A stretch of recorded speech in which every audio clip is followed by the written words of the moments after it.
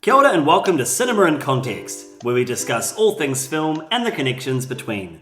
My name is Jeremy Downing. I'm William Chen. And I'm Sarah Watt. And each month at Cinema in Context, we discuss two films, one current and one retrospective, with some connection. It could be the same director, the same actor, or a similar theme.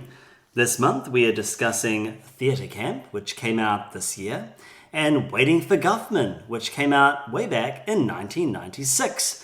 The connection being they are both mockumentaries based on amateur theatre. That's one of the tidiest kind of connections we've had in a long time. It absolutely is. And it's one of the few times, isn't it, that we've watched the second film having thought about what the first would be and gone, this is a total match. It's almost like a giveaway. Yeah. So we can probably knock this off in about 10 minutes and then go home. Mini-sode. Yeah. All right, we'll see how we go. Please be warned that we will be talking spoilers in both films. I wouldn't say either of these movies are massive movies to be spoiled from a plot perspective, but from a joke perspective, there's some really great surprises and some fun bits to be enjoyed for the first time in the moment. So if you haven't seen either film, in fact, if you haven't seen both movies, because they're both brilliant, I think, pause this episode and come back to us at a future date. All right, Theatre Camp, the new film that's just come out a few months ago, or in the last few months. Sarah, give us a bit of an overview of this new movie. Great. So Theatre Camp is, as you say, Jeremy, a mockumentary. And I believe that it's set actually sort of in contemporary New York State or New York, I would say the burbs, no, but out in New York. Although the funny thing about it is, theatre, amateur theatre being what it is, it's timeless. Theatre Camp's a mockumentary. It's directed by Molly Gordon and Nick Lieberman. And Molly Gordon, actually, this is her co-directorial debut. She's also one of the two leads of the show, and it tracks two camp leaders at a theatre camp, as the name suggests. It's kind of a down-at-heel theatre camp. It's not one of the posh, expensive ones that's just across the fence. And these kids have been gravitating to camp for the summer every year. And as is traditional, auditions are held, kids come together, auditions are held, rehearsals are had, and then the show must go on. And as is predictable, there are hiccups along the way. But the beautiful thing about it is the faux behind-the-scenes-ness, the dead, straight-faced reality of young people putting on a show, which for some of us around this particular microphone is very resonant. Oh, resonant indeed. In fact, I walked out, because William and I saw it at the cinema together, and I walked out and said, I mean, between church camps, theatre, and being a teacher, there was a lot of triggers for me. Oh, yes. That's right. Yeah. Or resonance, shall we say. Well, Waiting for Guffman came out, as I said, in 1996. It is, I guess, the first of the Christopher Guest mockumentary films. He was in This Is Spinal Tap, the Rob Reiner film in the 1980s. But in terms of the series of films that Christopher Guest would helm, this is the first one that was followed with Best in Show, A Mighty Wind, For Your Consideration, and the television series, I think, Family Tree and Mascots. Or maybe Mascots was another film made for streaming film. But this is the first one, and it is about an amateur theatre production in the city of Blaine in Missouri. It follows similar to Theatre Camp, the auditions, the rehearsals, and then the eventual show, with a lot of cutscenes, talking heads, and various other bits that make up the world of this show, as well as the world of Blaine. It notably has a stellar comedian cast, with Christopher Guest himself playing Corky St. Clair. You've got Eugene Levy, who co-wrote the film with Christopher Guest, Catherine O'Hara, Fred Willard, Parker Posey, and a whole range of other great character actors and sort of, that person moments throughout the film. This is one of my favourite movies of all time. I saw this as a teenager, and as a theatre kid, it is deeply resonant. Sarah had watched it many years ago, but I guess we should start this podcast by handing it to William, because we're sitting in my lounge kind of dining area, having just watched the film together. We had a lovely time, I think. Yeah, Good always snacks, a good time. Yes. Wine. It's a Friday night wine night. We usually record this on a Saturday morning, so it's nice to be out and enjoying a film And together. William hadn't seen Waiting for Guffman That's right. ever. This is quite an experience, guys. I've seen most of the other Christopher Guest movies, not Mascots, which I hear is okay. It's okay. Okay. Yeah. Not really worth your effort. Right. Yeah.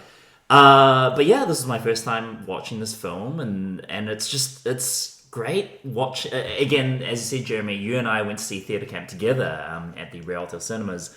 And it was great watching it with you guys, like both films, really. And as you guys have very correctly pointed out, the three of us around the table, I think our connections with teaching, with drama, with music, with performance, it really hits home in these two movies, like in a really significant way.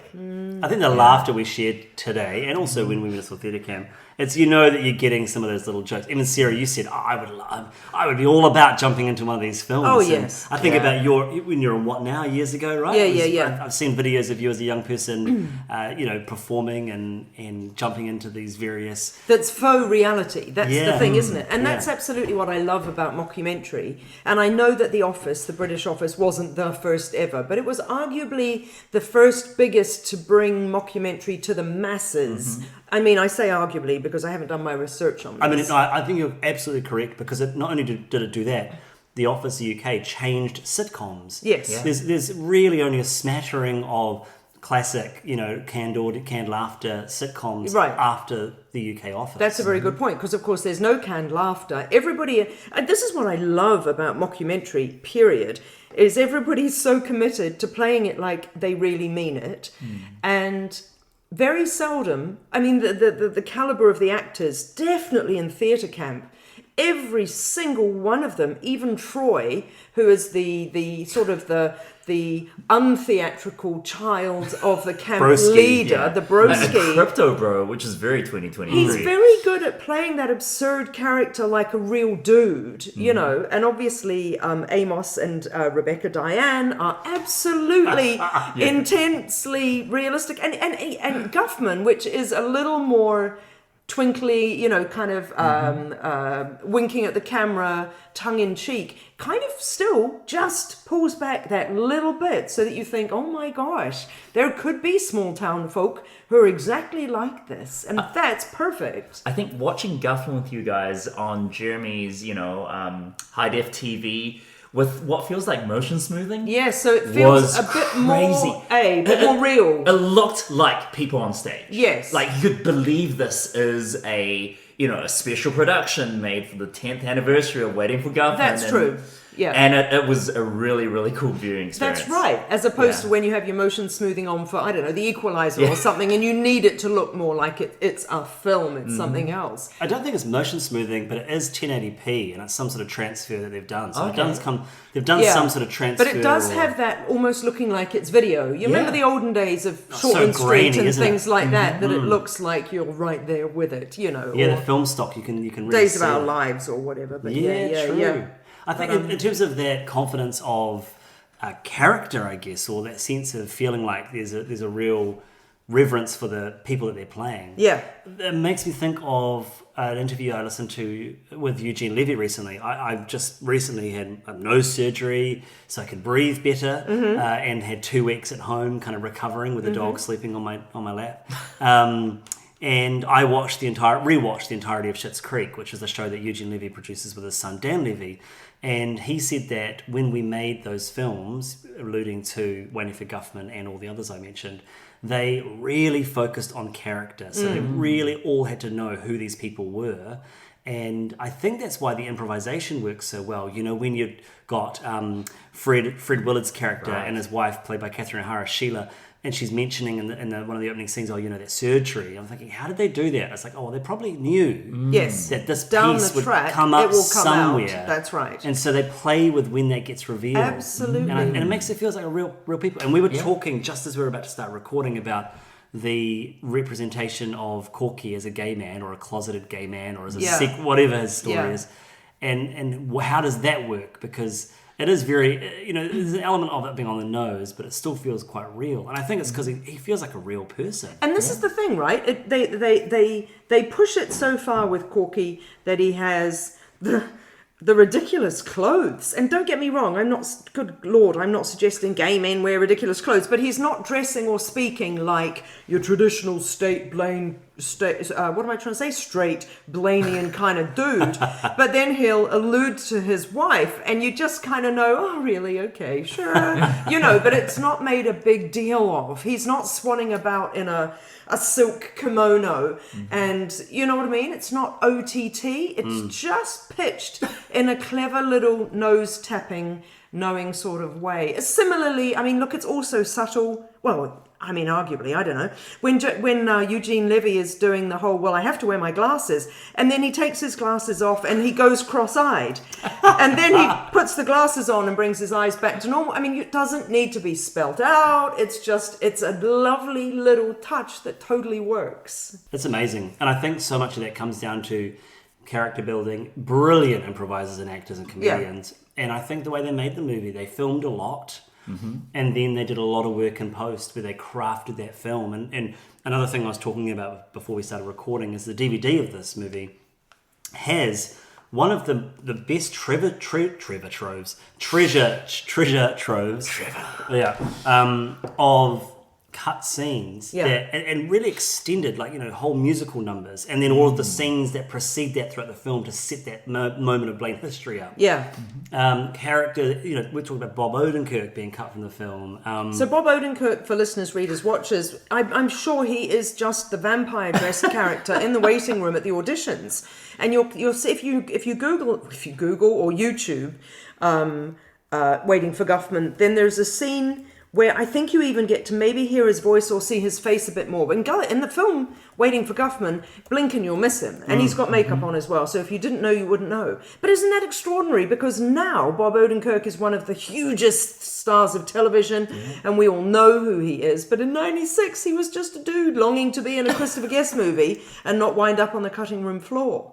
Similarly, can I just check, because I do not watch Schitt's Creek and I can't be asked, but is Catherine O'Hara's Eugene Levy's wife in that, eh? Yes. So isn't that lovely? It's honestly, Schitt's Creek is on rewatch as well, just brilliant. Yeah. There's 6 seasons of brilliant television. Dan Levy really comes out as the... He's the son. He's the son who plays the son, but he's also the head writer on the show. Right. And also kind of has his kind of creative hands in lots of parts of the production. Yeah. It is just a wonderfully formed show. And I guess to the point I was making before, they spent a lot of time on those 4 family members of Schitt's Creek. Eugene Levy and Catherine O'Hara as the parents. Dan Levy as the son. Eugene Levy's actual daughter is in the show as well as another character in the town. Right. And then Annie Murphy, who was, the classic story of her house burned down the day before her audition. She was about to give up Hollywood. Right. She got this audition and she gets this massive part, and then by the time you get to the 6th season, the final season, all 4 of them win. Best actor, best actress, best supporting actor, best supporting actress. And she presumably got a new house by then. Yeah, you'd hope so. That's all I'm hearing, but I mean, it is funny that you guys bring up TV so much, because, I mean, watching Waiting for Guffman for the first time and realizing that this movie is predating all of this stuff. I mean, it makes so much sense. The connections in my head as I was watching it, it's like, this is Parks and Recreation. That's so much of what makes Parks and Rec work is their kind of amicable, ribbing of small town culture. And it's Blaine. And right? deadpan, right? Yes. Pointing to things that aren't so glamorous about the town's history, but being super proud of it. That's like a quarter of every single joke in Parks and Rec. A lot of the stuff you guys, especially you, Jeremy, were talking about with character, or characters bouncing off each other as well, reminded me a lot of Arrested Development, especially because David Cross is in this movie in a bit part. Is UFO crop circle guy. And Odenkirk is Arrested as well, and kind of how that show is built upon you as the audience knowing more and more and more about the characters as the show goes on, and so they can play these running jokes. They can have these stupid things like the chicken dance, and you burst out laughing because the thing's been built up over 3 seasons. Absolutely. And it all comes down to stuff like Waiting for Guffman, where, in the mid to late 90s, these quote unquote, alt comedians were building these stories and these comedies that were very, very different from what was coming out in contemporary times, right? The Jim Carrey's, the Masks of the world. Yeah, you're absolutely right. And I think about those narratives that draw through. I think about In a Mighty Wind, the Folksman, which is Michael McKean, Christopher Guest, and And Harry, of course, Michael Harry McKean Shearer. wound up in Better Call Saul with Saul Goodman, Bob Odenkirk. Right. So they're brothers in Better Call Saul. Well, you realise the Folksmen are Spinal Tap. Oh, yeah, that's of course. The rock band. Of course. Harry Shearer, I saw co-wrote the songs for Waiting For Guffman as well, right? Oh, well, because they wrote the songs for Spinal Tap. Yeah. And the music in Guffman is brilliant. and I was saying as we were watching, and I said, I sang this song a lot. Yeah. And you didn't believe me. No, I thought you were taking the mickey. No. But the songs in Spinal Tap are marvellous. Yeah. So, I think about maths occasionally, and I think about universal sets, subset, intersecting sets, and I'm sure that somebody's already done one for all of the Christopher Guest movies, and that, now we've said about Odenkirk and McKean and people like that. So what a world to be a part of. Wouldn't it have been amazing? I think about these films. I do think of Spinal Tap as part of the family because Yes. I do think it's. I do too. It's it's got Fred Willard in there as well. Right. It's really connected, and if you watch it, Oh, sorry. I was just going to say, if you watch it chronologically, you see what you're talking about, William, which is the development of this way of working. And I do think when you get to For Your Consideration, there's just too many people in that film. What works in that movie is Catherine O'Hara's character. Yeah. She is the central thread, and her performance. I mean, do you know the premise? Oh, yes, I saw it in the British film. I saw it in the British, is that what they called it? The London Film Festival when it came out in 2006. Yeah. I loved For Your Consideration, and for viewers, listeners, watchers who aren't aware, the whole point of these wonderful films is they'll pick a milieu and then they'll take the mickey out of it a little bit. So this is Amdram putting on a production in a small town in Missouri. A Mighty Wind is a folk music festival, so it's a very specific area of music that is a bit mockable. And Best in Show is dog shows and people who are obsessed with pruning and grooming their dogs. Yeah. It is These are absolutely. subcultures. And For Your Consideration then sort of is the snake eating its own tail, because it's about Oscars and award shows and that kind of behind the scenes Hollywood kind of BS, Which, of isn't course, it? the character, Catherine O'Hara's character, gets caught up in the Oscar buzz, and it never eventuates in her being nominated for an Oscar. She's sort of dejected and broken by the end of the film. The irony is that people talked about Catherine O'Hara being nominated for an Oscar, Right. and it never came to anything. But wouldn't that have been incredibly meta and incredibly wonderful? If she'd won it. Yeah, I mean, wouldn't it though? Yeah. So yeah, I love all that meta stuff. I mean, taking that is kind of a diving board into theatre camp. I mean, subcultures, right? Yes. Like that's what drives this film. Yeah. And I've been reading a couple of reviews saying that, you would appreciate it more if you have a theatre experience. Yeah. You feel the energy, you know where it's coming from.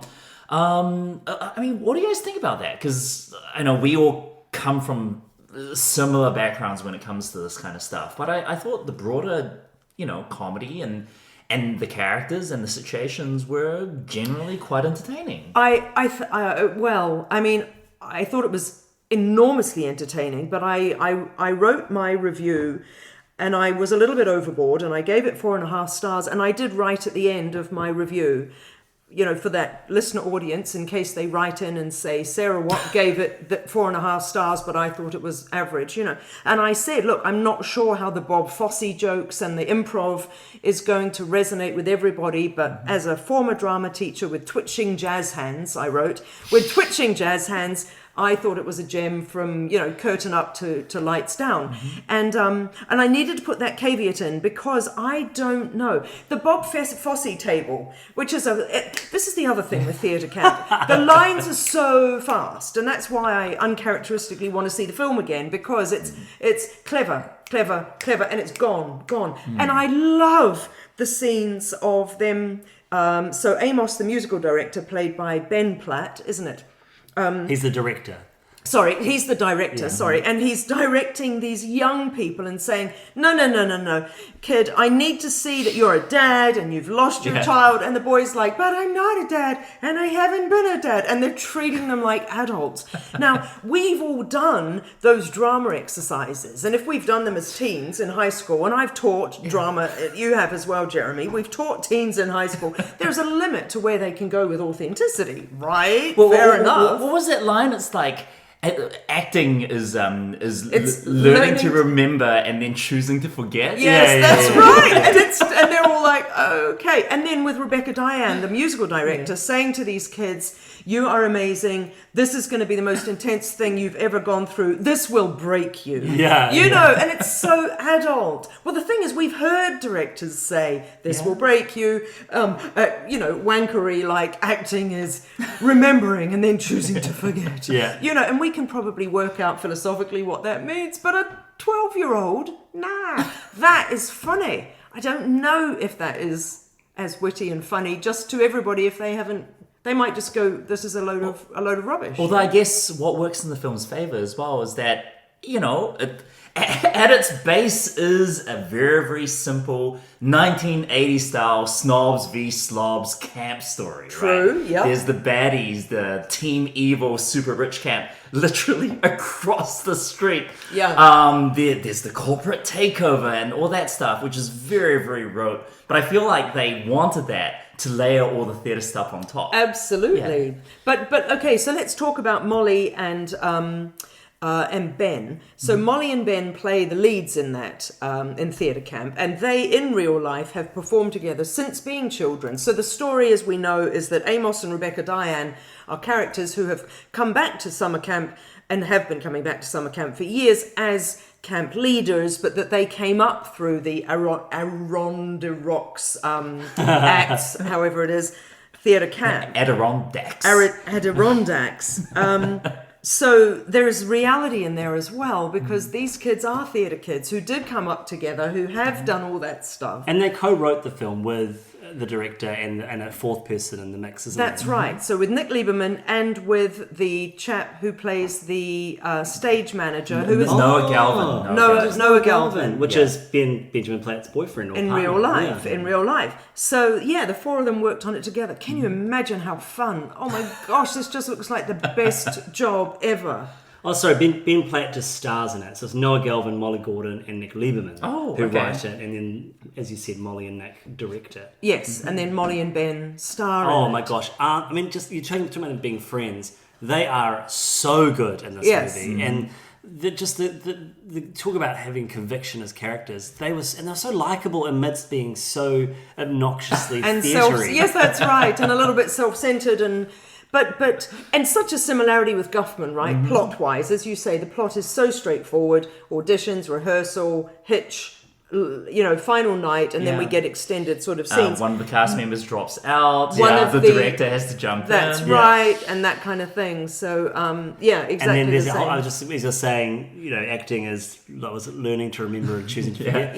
There's that whole stupid conversation between Corky and the musical director where he said, they need to learn it so they can forget it. Well, if they've forgotten it, why would they learn it in the first place? That's right, Which is I just did put that, a stupid conversation. And I It's thought, so well, funny. that must be, obviously the kids have watched Guffman, and therefore they're thinking, well, let's use a little bit of that, so it is similar. And I think similarly to Guffman, man, the cast in theatre camp just slays. Yeah. Every single person's like, oh, it's that guy. Yeah. And they're all kind of up and comings as well. Similar to, Catherine O'Hara and Eugene Levy were very, very established as SCTV comedians back in the day. But they weren't major film stars back then. No. Well, she'd done Home Alone, she'd done Beetlejuice, so she'd done quite a bit of stuff. she was. Yeah. Yes, all right. But still, character actors and known as the SNL types. But has since gone on to have very, I think, again, have continued as character actors in those small parts, but very memorable roles. Yeah. And so, Ben Platt's done a bit of stuff, but I think we're only going to see more of a lot of these actors. Oh my gosh. When Ayo Edebiri, who is, it's her year. Yes. She's just done everything amazing this year. So she's from The Bear. Yes. Yeah, and everybody adores her. Yeah. And she's so good in this, but she's not in it. She's in the big part. Yeah. She's a big part of the poster, but I guess that's because she's a rising star. Yeah. But like this year, she's in that new movie Bottoms, which apparently is amazing. She's the voice of April in the new Ninja Turtles, and she's amazing. And Bear Season 2, she's amazing. It's like, bravo, this is, what a year, what a year. The thing that's also cute, I guess, is I haven't looked into her background, but she's not a musical theatre kid, I don't think, is she? No. So the cute thing about theatre camp is she's an imposter, and she's like, yeah, I'll do that. And they're like, you can do stage combat. She's like, sure. And then when she has that wonderful scene, she's like, what is stage combat? And the kids are like, it's blah blah blah blah blah blah blah. Which, and I mean, again, unless you've worked with precocious young children who are all called sort of, Diane, Rebecca Diane. No, but I meant, like called Epiphany and kind of, Rafferty and whatnot. And then she's like, no, what is stage combat? And they say, you're teaching us to fight. And she's like, oh, okay. Yeah. I love they didn't overplay that joke as well, because the real payoff you get is that moment where one of the girls slaps the other girl at the party. Yes. And just like, boom, stage combat. And that's the joke. And there's not some big horrible fight in the show. Or it builds up and it happens in the show. That's what I mean. Like, That's exactly what I mean. Like I was expecting that to happen, and it doesn't. It's just a lovely little bit that adds colour to this kind of world of theatre camp. But speaking of The Bear, like Molly Gordon, I first saw her this year in The Bear as the main love interest. She's Claire Bear in season 2. We're only one episode into season 2, okay. so I'm not there yet. So Molly Gordon will be in so that. she's a main character in season 2, and it's like, okay, whoa, I didn't know she was a theatre kid and a director as well. That's amazing. There's your other intersecting set. This Venn diagram is getting unwieldy, can I say. And then, Jeremy, when you and I went to see it, I was the Leo pointing meme of like, that's the guy from American Vandal. Oh, yeah. Jimmy Tatro, who Yes. plays the crypto dude, crypto bro, and he's really good. He's really good because I good. was thinking, oh gosh, this sort of character trope, but he's quite likable by the He end of it. is likable, and even when he says, even when he's the straight guy, no pun intended, asking about, well, what's a straight play and what's a gay play and all so that, funny. and he's not playing that for laughs at all, and neither is the other chap. Is it Noah Galvin? Neither is he. But do you know what I mean? There are a lot of scenes where he's just empathetic. Troy, I'm talking about the bro. Can I just say, there's this lovely line in theatre camp where they say we're theatre kids, or we're theatre people, and we turn cardboard into gold. Yeah. And there's a line I noticed just now in Guffman where they say we're turning cellophane into flames. Yeah. So I thought, I wonder if that's related. I'm pretty sure. I mean, there's heaps of stuff I think are direct references to Guffman. And fair enough too. I haven't turned to William in the film because Sarah had already suggested. Oh no, we'd already decided Guffman, and then Yes, you we had said had. to us, Oh, it fits. my gosh, this fits because you saw it a week or so before us. I did. And then I turned to you, William, and was like, this is beat for beat. Like there are moments that are just direct, pulls from Guffman. I guess just to bring up the queerness in theatre camp, it's really well. I think it's really well put together because you've got lots of clearly rainbow young people. Yeah. And instructors. And instructors. And it is present. It's important, but it's just part of the world. And it's not overstated. And that's very now, isn't it? It's very real. I mean, absolutely. the school I'm at is very queer friendly, and as a queer teacher, and there's quite a few queer staff. It's quite an interesting space to be in, and it's very different to my schooling experience in some ways. But in terms of my time in theatre.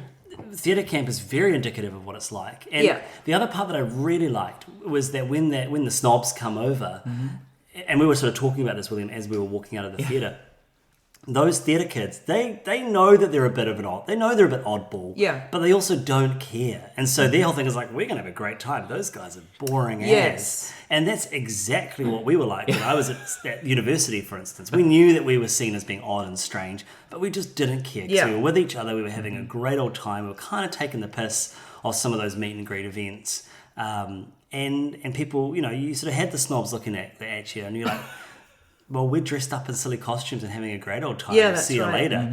And I think, what did I say to you? I was like, is that something that... What was my question to you as we were leaving? It was like, was this well represented? I can't even remember what our conversation was.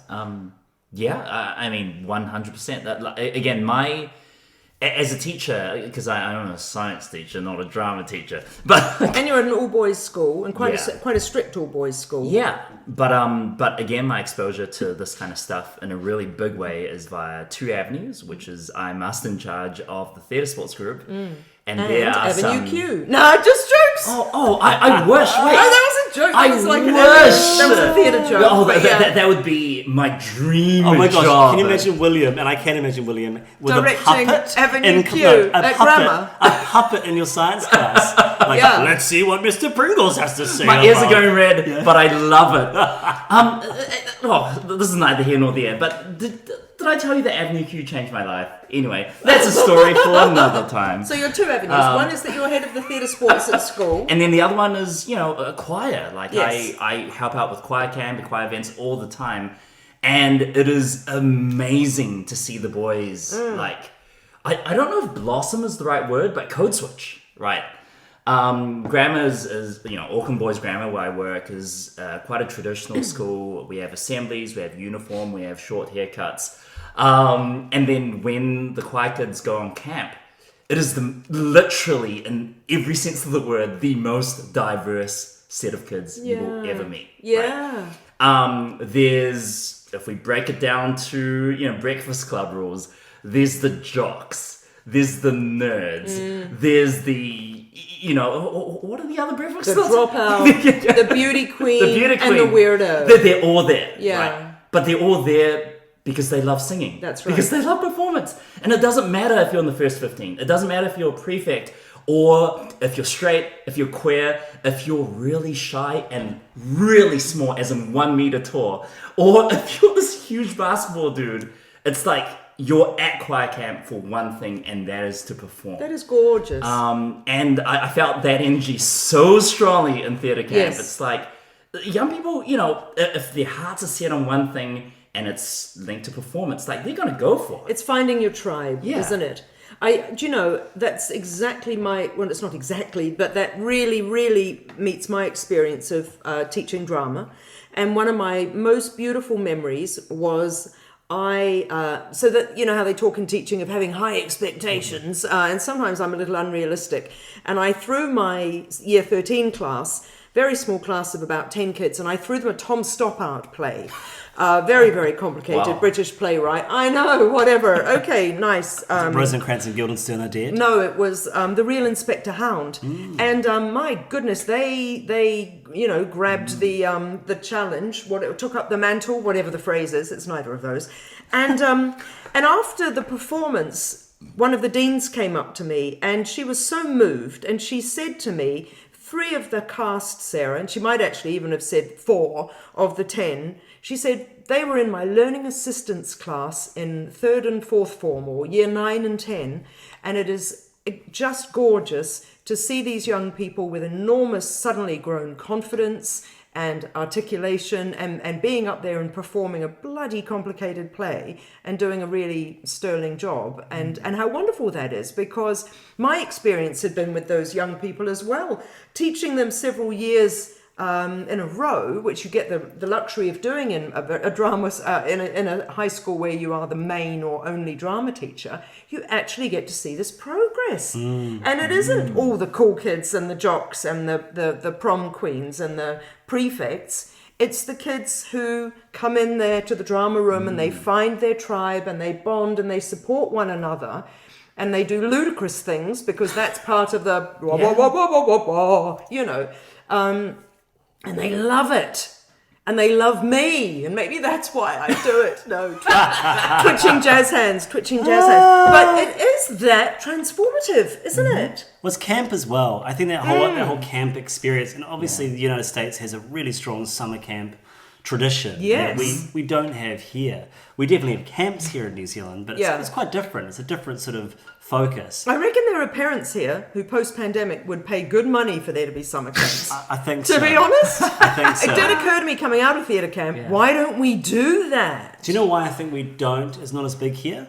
because we have so many key holidays in our summer holidays. And our summer holidays are shorter, right? Right. It's a whole month shorter than what they have in the Yeah, States. but I mean, you could take kids away for a month and the parents would be extremely happy. And you don't need them for more than a month. Yeah, but I mean, if you take them away, when do you take them away for a month? Because you've got Christmas and New Year's in the mix there. January, early Jan till the end of Jan or something. Jan 2nd. Yeah. Look, I don't know. We'll talk about this offline, but I just don't know why we don't have it. I tell you, we in Nelson, where I grew up, there is a number of great Christian youth camps, and so we would go there for the holidays, and they're open to all young people, but with a Christian theme, and obviously a different edge than theatre camp. It's same but different. It's a bunch of kids and really, you're just kids trying to figure out life, and there's romances, and there's late night chats, and there's bonding, and there's activities, fires and walks, that's right. And so that was very resonant for me. And obviously, the theatre putting a show on in theatre camp,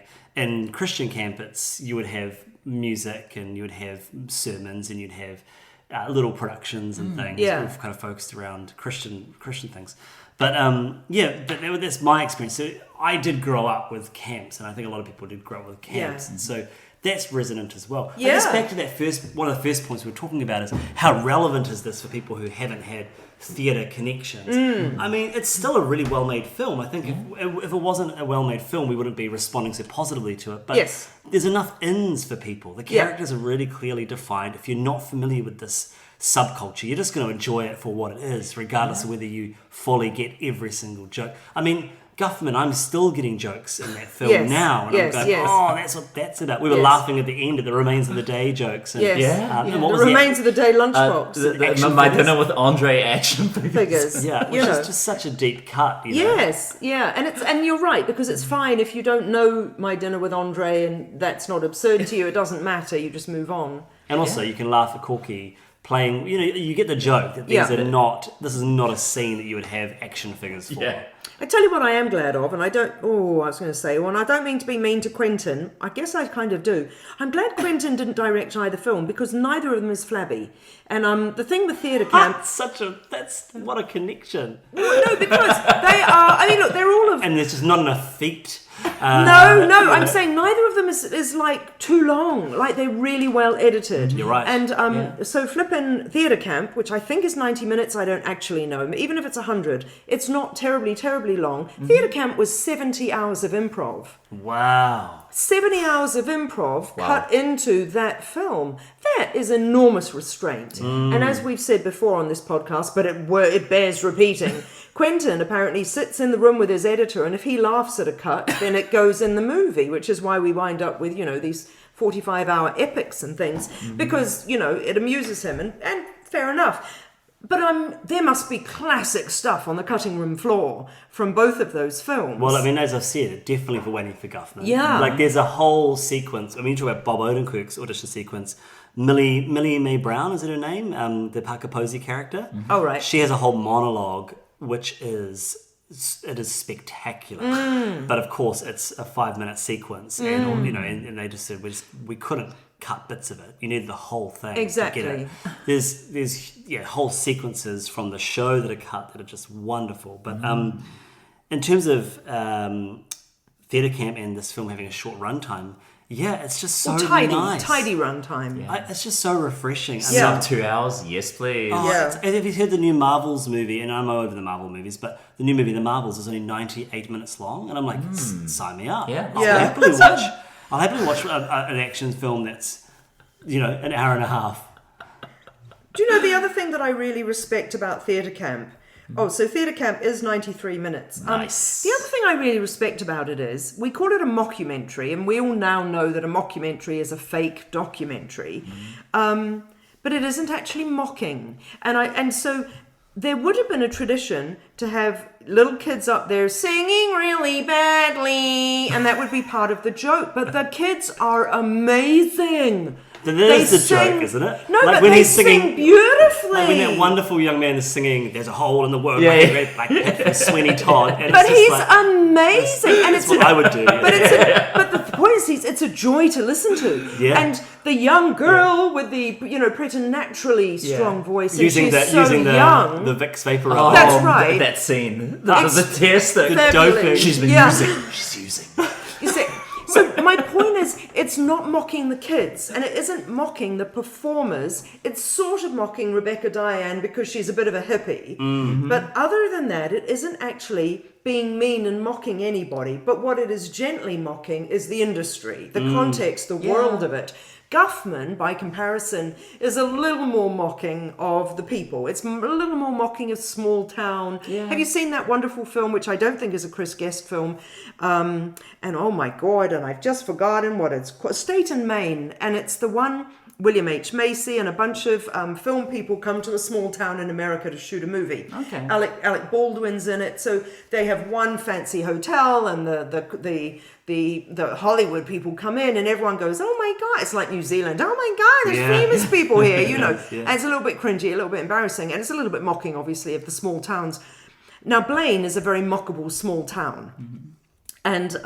And to some extent, obviously, Corky, the dentist, particularly the couple, Sheila and Ron, they're all playing it a little bit for laughs, obviously, aren't they? Do you know what I mean? But I really like that theatre camp doesn't do down those young people. It upholds their manner. I mean, you're right about the young people, but it definitely is the counsellors. The counsellors are up for laughs, aren't they? Like but not enough. I also feel like the young people don't seem to be the point of theatre camp. No, I think a lot of the actual writing, not the improv stuff, is with the creators of the film, right? Because apparently this is based off a short film from 2020. Yes. And it just seems like they have such distinct characters in mind, and we're writing jokes and dialogue and that kind of thing. Yeah. I wish we saw more of the young people. Again, what you were saying, Jeremy, about like camp culture. I mean, it is a very distinct thing, and we see some of it throughout. But I want to see more. I think that stuff is more interesting to me than the more the less improv stuff. Yes, like the corporate business of that awful woman who turns up and is trying to inveigle her way into Troy's world and stuff. But that's just a mechanism, isn't it? She was a great actor, though. That actor, she did a great job, and how she sort of was flirting with him by speaking his language. Yeah. And he knew that she was no good. That's all very clever. Yeah. Well, I must say, thank you very much, guys, for bringing up, especially Waiting for Guffman.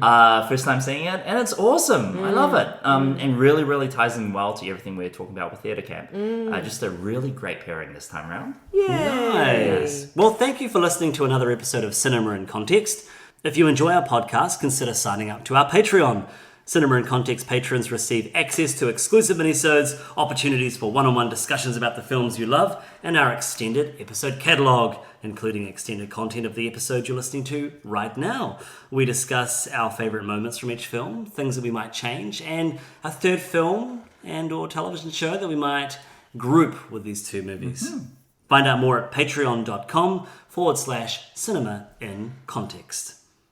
You can listen to Cinema in Context on SoundCloud, Spotify, Radio Public, Stitcher, Amazon Music, and Apple Podcasts.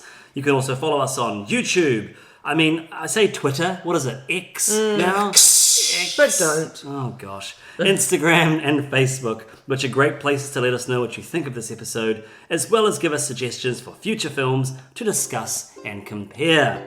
Look out for our next episode in a month's time, and until then, no more am I.